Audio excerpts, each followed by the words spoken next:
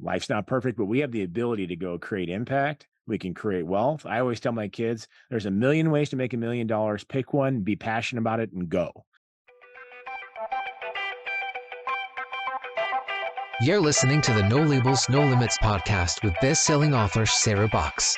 We focus on the mantra, no labels, no limits, no excuses. And now without further ado, please welcome your commanding coach with plenty of chutzpah and heart, Sarah Boxx. Hey there, everybody. Welcome back to another episode of the No Labels, No Limits podcast. I'm Sarah Boxx, your host. Today, we have a really interesting guy. We've been chatting for about 10 minutes, and I'm just telling you, he's very interesting. His name is Timothy Rexius. He is a passionate entrepreneur. He's the founder of Rexius Nutrition, which is a multi-million-dollar empire that he started from scratch. And he has more than 50 retail stores, an e-commerce platform, and a vertically integrated suite of companies. And he brings a holistic approach both to business, wellness, and leadership. He was previously the host of Truth Junkie, which was his podcast where he explained personal growth, mental health, and truth-seeking with authenticity and edge. And as a former collegiate athlete, husband, and father of 3, which I think is wrong. I think there's more, but anyway, 6. Yeah. More, 6. He's blending this intensive drive with deep faith, aiming to inspire others to build legacies rooted in purpose and integrity. And I will tell you, he's been up for 12 hours already today, and he's still ready to go. So with that, let's formally welcome Timothy Rexius to the No Labels, No Limits podcast. Hi, Tim. Hi, thanks for having me. Super excited.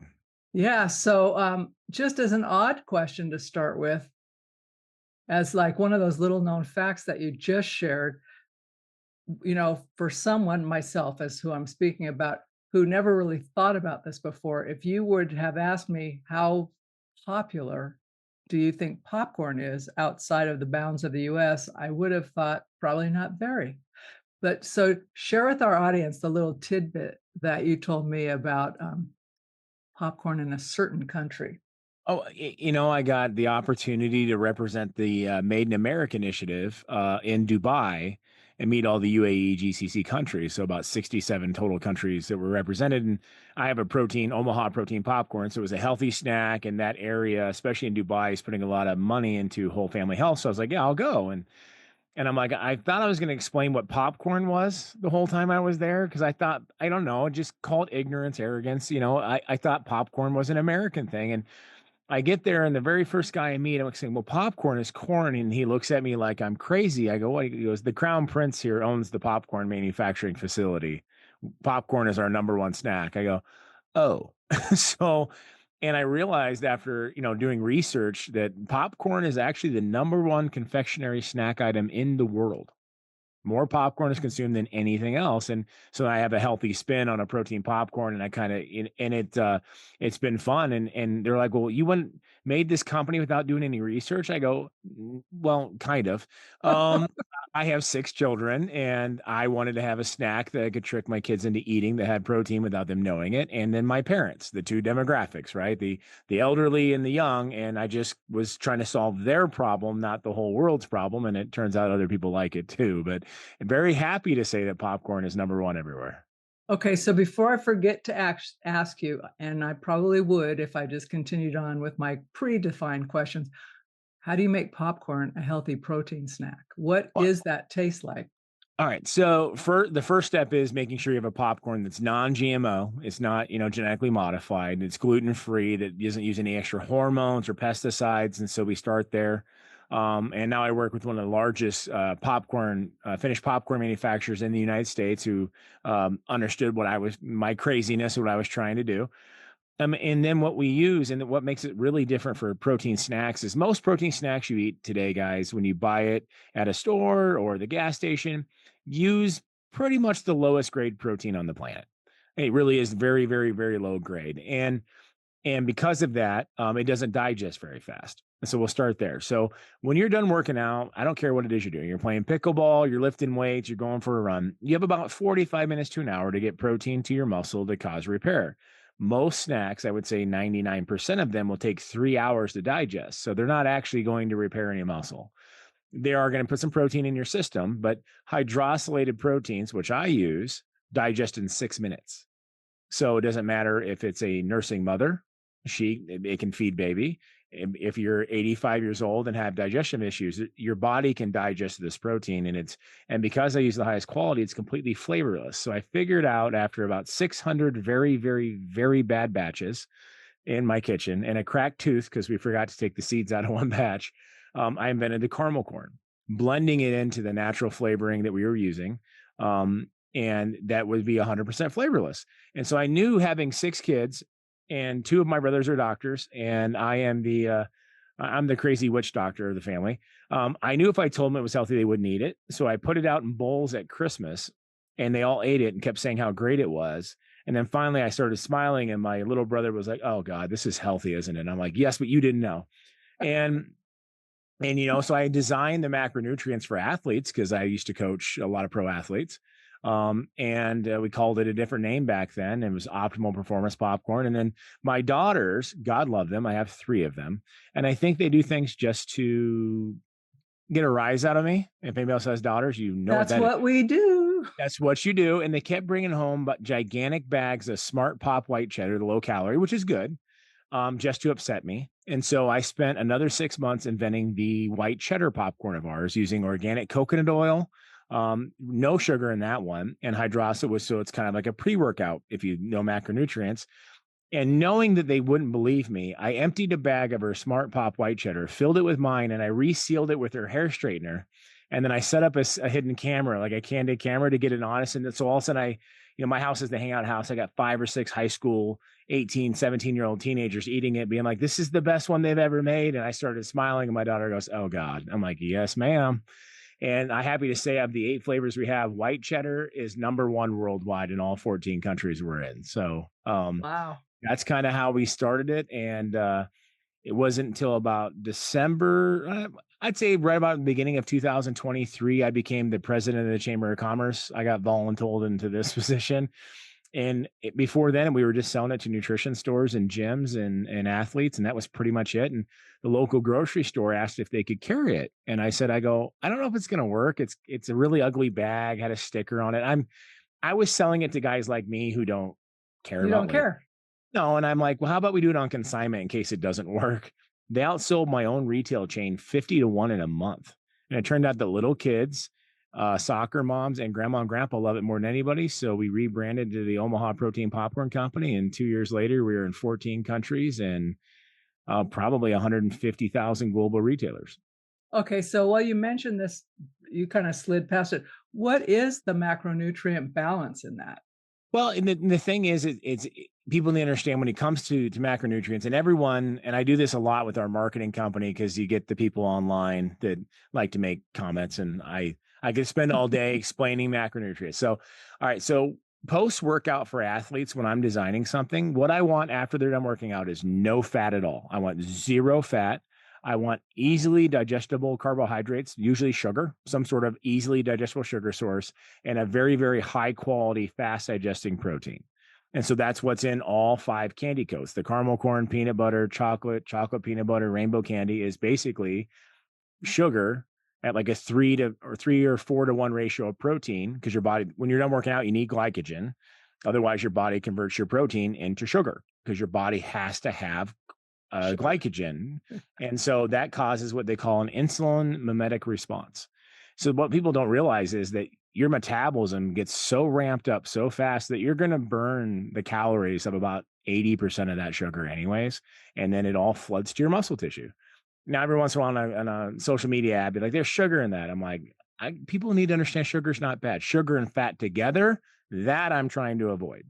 So then pre-workout, what I would do for any pro athlete to a high school or my mother, you want good fat. So organic coconut oil is one of the healthiest fats in the world, but you don't want much for sugar. You do want complex carbs. Well, that would be popcorn. And you want protein. So the cheddar flavors, nacho cheddar, white cheddar, spicy cheddar is pre-workout, and all the candy coats is post-workout. And so that's kind of the macronutrients I do for anyone who ever goes to work out, whether it be my parents in their 70s, all the way down to my 6-year-old who's playing flag football this year. That it's the same thing for everybody. Thanks for that little lesson. I think that's a really simple way to think about it as well. It's like dividing, Yeah. at least in the range of your products, dividing it up pre-post. But I'll just, even if it's not what someone might consider exercise, where you're actually using your body in that way. Well, Uh, the funny thing was, it was my sister-in-law. I love her dearly.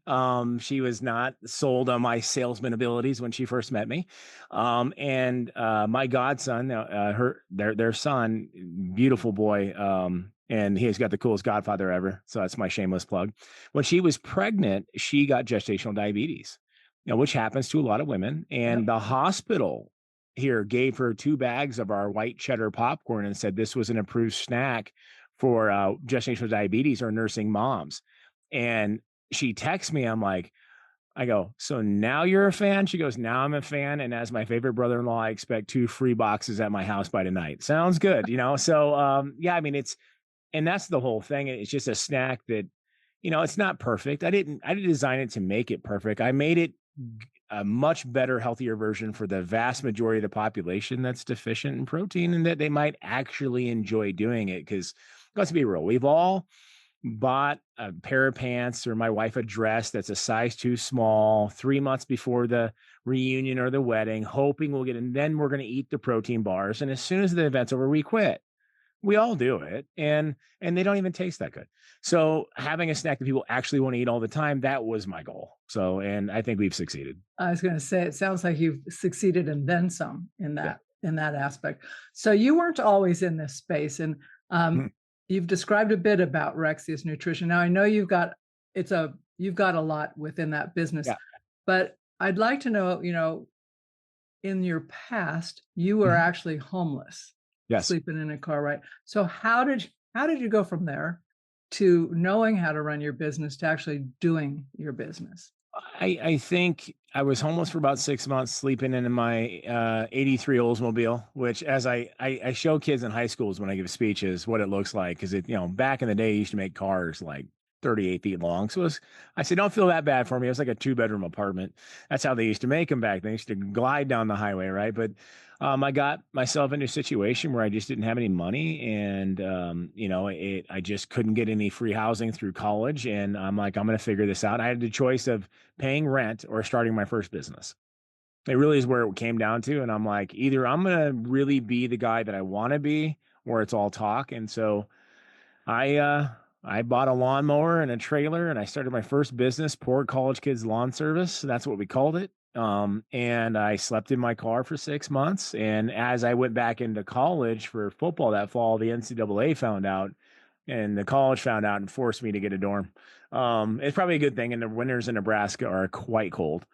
But it was, I mean, I was poor, like poor, like not knowing if I was going to get to eat poor. And I think that, like my wife will say, changed me forever. Really realized what it was like to be desolate. And then you have a choice at that stage. I can either fight through this and find a way, um, or I starve, or I got to go steal to get to eat. And to be at that level was eye opening. And to this day, I'll never let that go. And that first business ended up being successful. And my business partner, aka my buddy on football, who was also in up the straights, he is now a very, very successful entrepreneur running several companies that he owns. And we like to joke about the fact that we went from dirt poor to self-made like this because we didn't have a choice. And so every time I start something, a new company or whatever, I kind of sit down, I get into my brainstorming session. I'm like, what if I didn't have another option? And I say this to my staff when I started Rexius Nutrition back in 2010. And I explain this to my staff. Like, when I first started, everything I owned was on the walls of this first store. That represented zero savings left, no option. Not only do I need to get that customer to buy it today, I need them to love it. I need them to love it so much they come back and buy it a second, third, fourth, and fifth time. I need to make such an impression that they bring 2 of their neighbors with them next time, so they buy it too. And that's the only way this is going to work. And so I always tell my staff, take the approach that without that selling that jug or that bottle and creating not only just the sale today, but a repetitive customer that you can't go home and eat because there's no food left in the fridge. And if that will change your approach to how every person is greeted and treated when they walk through the door. And Like if you solve somebody's problem in the health space, you build loyalty. It isn't just about selling widgets, 'cause otherwise we're all replaceable with Amazon and click to buy. But if you can make an impression and solve a problem, now you've got a customer for generations. And it's funny because I didn't have any gray hair when I started that company. I have definitely aged. And so a lot of guys my age at that point are now bringing in their kids or their grandkids. So now I'm selling to 3 or 4 generations, and that shows you that you've done what is right. And almost every one of our franchises across the 9 states we're in is either a former customer or a former employee that we're so Wow, that's impressed. cool. Yeah, and that means I've done something right, and it made an impression. And I've had people come in that, from 15 years ago, and now I have about 1,000 people that claim to be my first customer. And I never tell them they're wrong. So, I was just first go, you were, buddy, it's kind of cool when you're around and you travel places and people are so proud to say that they were my first customer. My wife go, who was your first customer? I call my mom. I'm not telling anybody that. It's the only person I could get in to come in and buy anything. So that's what moms Oh, do, yeah. but, and so every time we've started another business, we've taken that same kind of approach. What if I didn't have another option? Because not every situation you get into, you fall into a possible business opportunity. Nothing's ever perfect. And a lot of times it's not even ideal. But if that was your only option to put food on the table for you or your children, how are you going to make it work? And it's amazing how you'll start thinking outside the box. Value add. How do I do this? How do I use the same square footage and rent and bring in multiple streams? And in that, by being at that desolate portion of, I literally am hungry and I'm starving, I've got to find a way to make this work. You will find a way to make it work. And I think it's all perception in your mind that when you think there's other options, you only put yourself out far enough, you're willing to risk to lose. Yeah, or you just take the easy route, right? Someone Yep. goes, "Well, I don't know." I've had people be in conversations with people whose kids are gonna start something, and they go, "Well, we're just gonna fund it." And I said, "Did they ask you to fund it? Did they ask you to invest?" "No, but we wanna help out." And I'm thinking, "Okay, but you might wanna let them think this through Yeah. on their own, even if it means they're gonna fail a little bit, because 'cause they're gonna learn something." Well, and that's, I have a lot of young franchisees. And they're like, well, we're looking for a marketing budget. I'm like, you don't need one. They go, well, I go, no, no, no. Yeah, I know there's so many new cool things. There's AI and there's TikTok and there's all, which is great. That's just an extension of you, and you don't need to do paid ads. They're like, well, how much paid ads do you do for Rexius now? I go, 0. I haven't done a paid ad for Rexius in 10 years. I'm old school radio guy, right? I'm a radio and TV. I didn't really get into the whole social media. I do now with the popcorn company because we're global and we're doing it in 4 languages. But the Rexius stores, I said, no, well, what'd you do when you first started it? I said, you got to think there were, in that time in 2010, I think there was a total of 25 or 30,000 more nutrition stores in the United States. And there was 20 more nutrition stores in Omaha. Complete Nutrition was based in Omaha at a $500 million valuation, running $90,000 of the radio ads a month in the metro here alone. And I had about $100 in free t-shirts, and that was it. But what I did have was the ability to go and meet people. So I went to, because I used to compete in bodybuilding, and everybody's like, how'd you get in such good shape? I go, let me tell you how. I had the ability to go to 3 different gyms every single day for 3 years.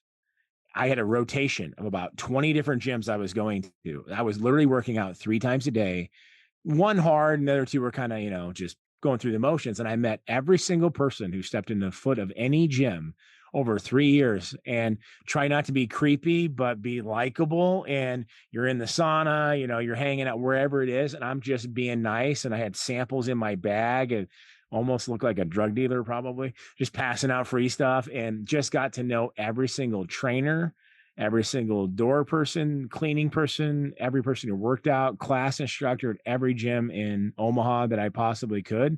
And that ability to go shake hands for free built a multi-million-dollar empire. So what I'm hearing you say, which to me it's one of those things that seems obvious, but we skip it for like the quote Yep. unquote, let me buy my customers, is you Yep. created relationships. Your relationship, your ability to cultivate and cultivate a relationship in a very short amount of time is worth weight in gold. So many right now, and especially young entrepreneurs, reach out to me and they want coaching, and I've obviously helped them build a lot of companies. It's all about how many dollars can they raise from investors, how much are they going to spend on AI and this ad. And I'm not saying that there isn't a lot of value, there is, but what's the foundation built upon? Because if you're not making an impactful relationship in a quick amount of time, like my wife, for instance, I wish she was on this podcast right now. She would give you the full Monty. If we're in a rush, I'm not allowed to go into the gas station because I will be there for 20 minutes. And that's everywhere I go. And my kids say, quit campaigning, Senator. They always think I'm campaigning. But if you go to, I know everyone that works at the gas station. I know people go in the gas station. I go every gas station, everywhere we go, no matter what it is. If we're in a rush, I'm not allowed to go in because it's going to take an extra 10 to 15 minutes. And it's just so ingrained in me at this point that every person I meet is a potential customer or a client. And without these people, I would have to get a real job, and that would suck because I am not built to work for other people. I'm not. I'm a dreamer. I want to expand. I want to do the off-wall things. I want to create something new. And so I look at all these people with such an amount of appreciation because I would not make a great accountant sitting in a cubicle. I would go insane. So I'm Good appreciative of self-awareness. every people. Well, yeah, I'm very self-aware. And I always tell people, like, self-auditing what you're good at, what you're not good at is such a huge trait that is overlooked by many. And I'm well aware that my wife can do accounting circles around me, and that every time I do anything, she ends up having to fix it anyways. So, and I have no problem admitting that. And my daughter, my oldest daughter especially, I used to use this term when she was in high school, aesthetically pleasing. It used to drive me nuts. Well, I had her help design the bags, all the popcorn bags, because I realized I haven't gone grocery shopping in 10 years. My wife won't let me go because I'll buy the cheapest stuff possible. I'm like, okay, these girls I got Amazon packages and TikTok packages coming to my house by the truckload. And these girls, God love my daughters, think that a credit card limit is a challenge. You're my target market. So you design it. And now my bags are aesthetically pleasing. And, I could have stayed with my way, but, it wasn't the right way. And, I want the best that it can possibly be and drop the ego at the door. So that is a funny example of being self-aware, right? And also, like, what I find ironic is you have this healthy popcorn and yet you buy the cheapest stuff in the store. I'm thinking, wait a minute. Well, no, it's like this. All right. So my wife, go get this kind of jasmine rice. Okay, sure. Little bag, name brand.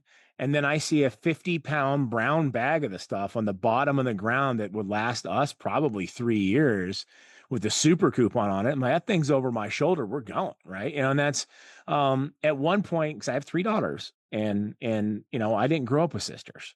So I didn't, all of a sudden I'm swimming in the estrogen ocean, as my wife likes to joke. And they asked me to go get some feminine products, thinking it would embarrass me. I grabbed half a pallet in the back of the truck at Costco, came home. They were good for 5 years. And I embarrassed them because I have no shame. I have 6 kids. Their shame, their pride is gone. And just that kind of stuff. I'm going to bulk buy. I'm going to find the best bargain. I'm going to buy, if the kids want a certain kind of cereal, cool. I'm going to buy the off-brand, house brand stuff because I spent the first half of my life poor, where they like the name brand stuff. And then it will sit there for 3 years until it expires. And now that's why my wife let That's me a go. very strategic thing to do. And I remember my dad did that when I was in high school. So I wanted this shampoo. He comes home with this Castile soap or something. I don't know what it was, shampoo. And I'm thinking, that's not what I asked for. And he goes, if you look at the back, they're chemically the same. Right? Exactly. I was sold on the front, not the back. Yep. And then I thought, I'll buy my own stuff from now, like, teenage, or get my mom to do it. But then years later, I've got my husband. He goes, which are we buying? I says, flip them over. I want you to read me the ingredients. And then when I hear one ingredient, that it's like that goes back. This is the one. But because he will be very thoughtful about what he buys, but he would rather buy a better value for the dollar. Oh yeah, they asked me to get tomato sauce, and I ended up with a 3-gallon bucket from Sam's Club on super sale. I'm like, we're good. We're good for like 7 months. Like, we're cooking for an army pretty much. And you are. Yeah, I am, and my wife's a phenomenal cook. She's like, all right, you're not going anymore. I'm like, that's fair. I didn't want to go anyways. But, and so I just need to identify who's doing the buying, and that little change in packaging and name 16,000% increase in less than 12 months. Wow. Well, and it also brings your daughters into the business in a way that they can Oh, yeah. see their visually see their And contribution. we do that with the family, and that honestly, like, especially because I get this a lot because we run a lot of companies that are like, how do you do this with the family? Because a lot of the speaking engagements, I do a lot of keynote speaking, and half the guys I'm speaking with, really famous guys, they have no kids, or they're more career oriented. Nothing wrong with that either. And I said it's just a different level. I include the family. And so what we've done for my youngest, my oops baby, as my wife says, I got to quit calling him that, but he's 6. My oldest is almost 26. I'm a grandpa too. And we have about quarterly, at least about once a quarter, we have dinner as a family. And if my son-in-law and my daughter are there, they'll Zoom in, we have dinner, and then we go over the family plan. This is what we're doing. This is what's going on with all the companies. Here's why we do what we do. This is the mission that we're on. Here's the legacy that we're trying to leave. And this is where our values are at. So that way the kids understand, like when I have to travel, I've been 30 hours in planes in the last 2 weeks alone in like 11 states. They understand why I'm gone, and they're not mad about it. They're actually proud of it. My dad's doing this, whatever. And, I purposely make sure that I don't miss the big stuff. And, and that's what it is. So they buy in. No longer just dad's got to work. It's like, hey, here's why I'm doing this. And this is why it's important. And like in the summers when they don't have sports or school, they're coming with, and I'm putting them to work. My oldest son's down at the warehouse right now, packing about 100 Amazon packages of popcorn. And he's like, this sucks. I'm like, yeah, but you like the car you drive? Never mind. I'm going to pack that popcorn. Sounds good, son. And but it is, they all bought into it, and they understand why. They all know I'm a little nuts, but they also know that my wife and I have a mission that we set many years ago that we want to accomplish in the next 20 years. That is what we call legacy giving. And that's what we want to do. So what drove that for you, Tim, that you even started out with that thought? Because having a mission that's legacy building, Mhm. that's a really different focus than some people would start working or a business or even relationships with. So what was the underpinning for that?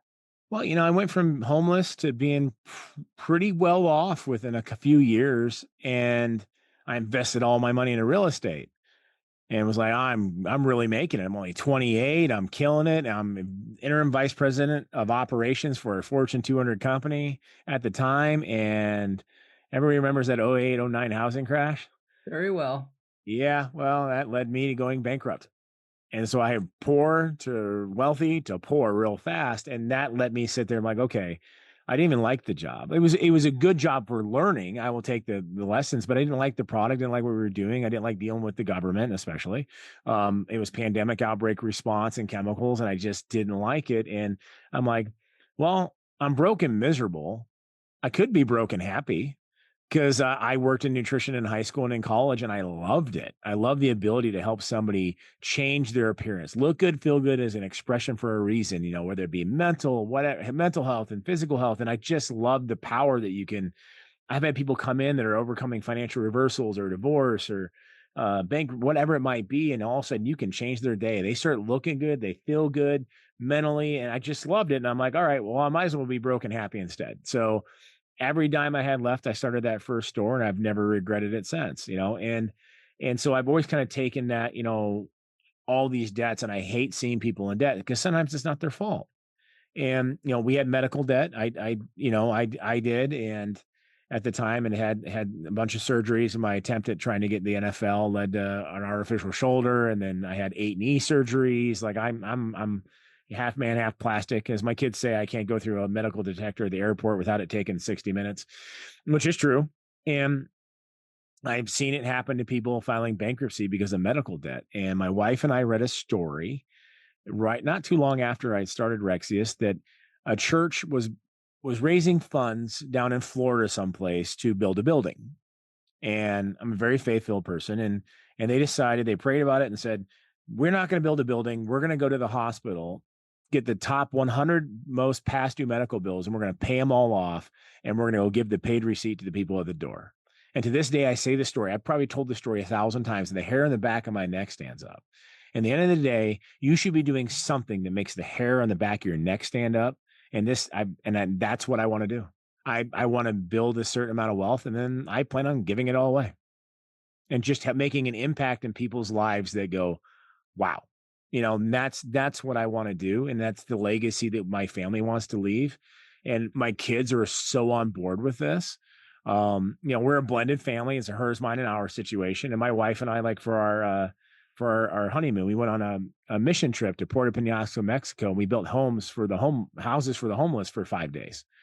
And nothing will rip the what they call the mirage of that honeymoon off, like not being able to shower for 5 days together, sleeping in a tent. And my adopted daughter, Lexi, she was with us. I think she was 14 or 15 at the time, and how it changed her life, because now you see what poor actually looks like. And so the whole family's really kind of bought into this. Like, we are fortunate because we woke up today. Life's not perfect, but we have the ability to go create impact. We can create wealth. I always tell my kids, there's a million ways to make $1 million. Pick one, be passionate about it, and go. There's no excuses. Not today, not with these cell phones. You have access to everyone 24/7, 365. I didn't have that back when I started. I had to be that creep walking up to the ring in the doorbell. Hi, do you want me to mow your yard? And now you can just, it's an amazing opportunity that there's just no excuses left anymore why you can't be successful if you're passionate about what you're doing. So totally agree. And I'm starting to see also like younger folks who were little, because they didn't have to do that face-to-face stuff. And it's like, couldn't I just email? I'm thinking, nope. How about just text? I go, nope. And then you get over it and you're good at it. But having just interacted with 3 or 4 different companies that we got bids from, the one I loved the best was the one who is like, had a face-to-face, and they did that, and then they followed up, and a lot of automation with them, but the first contact was face-to-face, and a thank you that came after. Also automated, right? But it was the intentionality of it. And I thought, okay, and plus this guy, much like your first job, started during the pandemic when he needed money, and he and a pal, right, start this business, and it's really grown. So that whole thing of connecting and being passionate about what you do, because you can see the team that goes there. So my husband goes, man, they're so focused. I said, yeah, they've got a plan. They're working together. It's not like, hey, you do this. Everybody's like, go. And anyway, I just find it really refreshing. And I see more and more of that as people go, okay. I think that's the thing about like what we're doing right now with Zoom. We've been able to take that face to face. It's almost, because I can't, like when I sell to, my guys in Qatar, Saudi Arabia, Kuwait, Australia, I did the Zoom yesterday with them and love their accent. Just absolutely. I just love accents. And, we did it with Ireland and Belgium, and now I'm like, we get to have that relationship that you can't even build on a phone call. And so my whole team buys into this. And so my assistant, God love her, and she stays on me. And she's like, like you need to respond. And I only have so many hours in a day. I'm like, let's get the camera out and I'm going to record a personalized message. And then that way I can't let certain phone calls go too long because my schedule's so nuts. But like, let me say, like, hey, John, so great meeting up with you. I want to say thank you, like personally, record a video, keep it 20, 30 seconds, and then they'll send it off on an email or to their phone. So they can say like, hey, this isn't like this is for you. And I can record 50 of those in 1 hour to get back to my top people. Hey, I want to say thank you. I talk too much. So if I call you, our whole day is shot, which is true. And they all know it. Like I will talk all day. And so now I'm my own worst enemy when it comes to that. So if I record it and send it to them, I get that personalized approach. And like you said, like with the family buying into Legacy, my employees do too. And I'll give a little shout out to my guy, Steve, who's my general manager, my VP, my right-hand guy. He was my kid's chemistry teacher in high school, 10-year professor, master's in chemistry, got a part-time job for me in the summer when they weren't teaching because he wanted a discount in one of the stores. And, after a couple of years, you see talent in somebody. And I'm like, I go, you should leave those cushy benefits and you should come work for me. We're professionally and professional every day. No day is the same. You're going to make more money. I don't have the same kind of benefits, but he's like, okay, I like it. I go, cool. And I'll make you a shareholder. He's like, what? I go, everyone gets a profit interest share in the companies. So everyone who works for me the full time is a shareholder, all of them.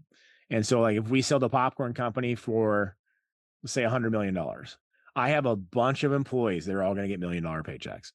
And so they believe in the mission. They have a reason to stay. It's a vested interest. And that way I make them all put on their business cards, part owner. Because you understand the difference when somebody says, I'm an owner. It's just different. And they care. It's different. It's different in how you show up. It's different in how you're perceived, and you don't let stuff slide. No, and then for them, it's a lot of these folks coming in, they would never be able to afford to get into some of these operations. And so now I've given them a leg up that maybe I didn't have. And so they always say, try to be what you needed to be at that age, which is why I volunteer to speak at the high schools 20, 30 times a year. Just to, one, it's fun because seeing the kids get excited.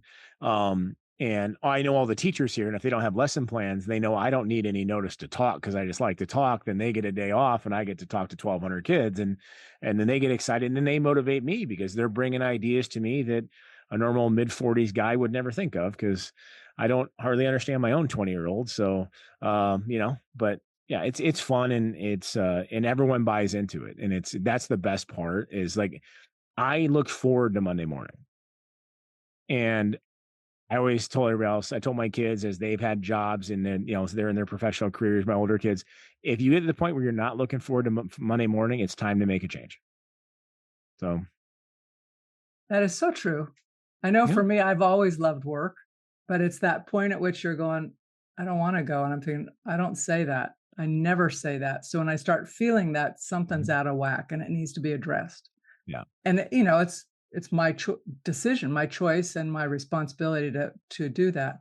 But what a great advice to give your kids. What's the most interesting thing when you're speaking at school one of the young folks has asked you? Oh, well, I'm glad it's changed over the years. Because if you go about 4 years ago, it was like, any advice for me? I want to be an influencer. And I'm like, I hate that term. And, and thank God that's dying off. The biggest thing that I've had so many crazy questions. I got to judge business plans at one of the high schools because it was for a business DECA class, and I gave the speech at the high school, and now I get the whole auditorium. I get like the whole school, which is so cool. So all the teachers don't have to plan lesson plans, and they'll give me it for like 3 hours, and it's all Q&A. And when they asked me, would you come back and judge business plans for our seniors? And I'm like, sure. And we listen, there's some good business plans, and I'm real, back and forth. I actually will have dialogue. Do you actually want to do this, or is this just for the grade? Like, I don't care either way, but if you actually want to do this, let me give you this piece of advice. And this girl got up, it's about 2 years ago, and she gives a speech about having a nail salon, nail mani-pedi, and having one side for women and then the other facing side for men. So the guys are facing TVs playing sports, ESPN, serving beer, whatever, and brats and just total Nebraska thing. And then the girls are watching The View or the Doctors or whatever, and they're get a different kind of drink. And you're in the same room, you're facing each other. And she goes, I know, it probably won't work. And I go, do you need investors? She said, why? I go, I have 3 daughters. Do you know how many daddy-daughter petty dates I have been on? I still don't know what shellac is, but I know I pay for it every time. And my wife and I have date night tonight, and she wants to go do this. So I've gone to the nail salon probably 200 times, and it's always so boring and awkward. You would literally and she goes, you're serious? I'm like, you're going to make a lot. Don't let this one die. And seeing the look on her face was amazing. The best part was it was only midterm at the time. The teacher messaged me at the end of the year, said that student went from a C student to a straight A student the rest of the year. And her complete demeanor changed. All she needed was somebody to go, that's amazing, and literally mean it. And I think that ever since I heard that business plan idea, I was like, and just letting them see that they're not nuts. Yeah. You don't, and that was probably the coolest one, is hearing about it. And I've actually followed the girl on social media. She's got into doing nails. She's trying to raise money to start investors. And I told her, I expect a call when you're ready, because I'll put money into that. I mean, 100%. That is totally cool. Yeah. I mean, it's just kind of crazy ideas you're hearing. I'm like, and everyone was crazy when they first thought of an idea. And, I'm super crazy. I was trying to start something new. And, I always tell the kids when I speak to them, I'm like, just got to be self-identifying. And like, are you good at this or are you not? And then it's, I've gotten so many crazy questions. It's been nuts. And, guys that wanted to be fishing guides, to hunting guys, to race car drivers. And they're all like, I know it's stupid. I go, no, it's not. I said, there's a million ways to make $1 million. Are you willing to go long and hard enough to get there? I have a 12-year-old son who is a phenomenal athlete. And he's like, Dad, do you think I can go pro in baseball? Sure. He goes, you're serious? I'm dead serious. Do you have the work ethic? I think you do. And then if you didn't, I would say, nah, you know what? Let's maybe study a few extra hours, but I'm honest. My kids, I don't ask dad a question if you don't want an honest response, because I will give you an honest response. And yeah, it's the high school ones are by far the most fun, because it actually, my wife will tell you, like, I come out of those more energized than the kids, because I remember what it was like. And, my senior year, we had a marketing class, and the guy that owned one of the guys that worked or owned one of the local general nutrition centers, and this is back in the 90s, came in and spoke. Most boring speech I've ever heard. But all I heard was, you get paid money to talk about lifting weights and getting better at sports. And that's a job. He's like, I go, you need to hire me. He goes, no, we're not hiring. I went there every day for 3 weeks until he gave me a job. And now that spawned into this career of owning 5 companies in the health space, all because that guy took 30 minutes to come talk to a class. And so I think it's my duty and that I need to go do it and give it back. Otherwise I might not be sitting here right now. So that's wonderful. Yeah. We don't always know the impact we have on folks. Yeah. And there's no impact if you don't show up. Well, and that was, I had a kid, Banu, and he'll probably listen to this. I mean, this kid is amazing.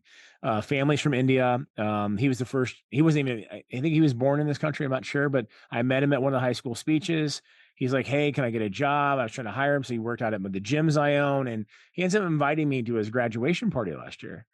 Yeah, on Instagram. He goes, I don't know, you're probably too busy, whatever. So I'm with my wife. I'm like, let's go. She's like, we get invited to 1,000. I go, but this kid's different. She's like, well, I go, you can tell when you've been an entrepreneur. I go, this kid's going to do something. He's going to impact. He's going to be a Jeff Bezos type. This kid's just built different.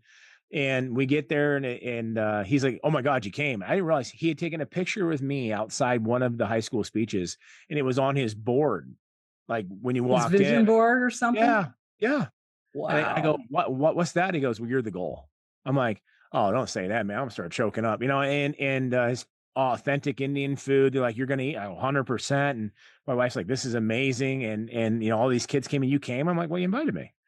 Like, we didn't think you would ever actually come with your schedule. I go, he's a nice kid, but it's just so kind of cool. And it just lights me up. Honestly, it's like a shot of adrenaline just seeing, remember, like when we were that age, being like, all we needed was that one person to say, you can do this. You're not insane. And, thank God I had that. So hopefully I can do that for other people. Yeah. And as also through your life, as you get older too, you go through different stages, and I know if I just look back in my 20s, there was one person there, someone else in my late teens, where I felt kind of like stuck just because I didn't know. And it was that one person who said, you got this. Yeah. I mean, or not just like to pat on the back, but it's like, tell me what you're going after. Oh, you got this. Well, I'll give it to my mom and my dad. I have some of the best parents. They just like no filter. And my mom is sweet little, like, I think I'm 6'3". I'm 290 pounds right now. I'm actually small compared to how I used to be. My mom is 5'5". I mean, and she's tiny, and she gets mad. Because my dad's not that tall either. And they're like, what happened to you? I'm like, I'm adopted. She's like, stop telling people that. I'm like, well, I'm just, but she used to say, because I talked a lot compared to my brothers, she goes, your mouth is either going to get you in trouble or it's going to get you paid. You should go into sales. And they've told me that since I was probably 8 years old. And so naturally I get into high school and college, like, what do you go? My mom said I should go into sales. And so quite literally she goes, if you ever use your mouth for good, and in a business, she goes, you're going to go all the way to the top. And so in my mind, I just had this built-in confidence just because she told me, she goes, if you use that motor mouth of yours for good, she goes, you're going to do whatever you want to do. And that's where I think the kids in the high school that I get asked a lot, what would happen if it all fell apart tomorrow? I'm like, I'd start back over. They go, that's it. I go, I don't really have another choice. And now it's even more important because I have children and I have a grandson and I have an amazing wife. And I'm like, for me, it's like when you don't have another option, you'll just do it. And I have the ability to sell. I have the ability to meet people, make relationships. It's fine. I'll got the ingredients. I got the ingredients. It's we'll make the cake. That's it. Okay, Tim, I'm so ramped up now. I know I've got the list of things I need to do today. I'm going, all right, I'm ready. Thanks for the pep talk. But before we wrap this up, I want to offer you the opportunity to close us out. One thing that you want people to take away, it may be a favorite saying you have or a quote, but just something you want to leave our listeners with so that they understand that they can approach life with no labels and no limits as well. I guess the one that I say a lot, especially when I'm talking to entrepreneurs that are trying to figure it out, trying to figure out their space. Stick in your niche. Don't try to be everybody's everything. Try to be somebody's something. And by doing that and doubling down on what you're happy about makes you happy. So far too often we try to please everyone. You can't. Stick to your niche and be somebody something. And if you do that and you be the best somebody something ever, you will grow and you will be successful. Wow. Thank you, Tim. Okay, No Labels, No Limits podcast listeners. I want to thank Tim formally for being on the podcast today. I learned a lot, but I also had a lot of enjoyment just about your energy and how you Thank share you. with us. I have this picture of your family now that I've made up in my head based on what you've shared. Thank you. And of course, your wife is the shining star there. Yes. But I want to thank you, but I also want to encourage listeners, if you took away something from this episode, and I'm not sure how you couldn't take away a few things, please share it with a friend. Let them know why you like it. We'd love a rating and review because it'll help more people get to know Tim, what he's about, what he's doing. I actually am going to go find some popcorn. So, and I hope you guys will too. I'm very interested in having a snack that has a healthy, digestible protein in it. Yes. That's not going to just be like a candy bar on steroids. So, Exactly. have a great rest of your week, Tim. And thank you so much for being a guest on the No Labels, No Limits podcast. Thank you. I'm honored and thank you for having me. You've been listening to the No Labels, No Limits podcast with best-selling author, change agent, and strategic business coach, Sarah Boxx.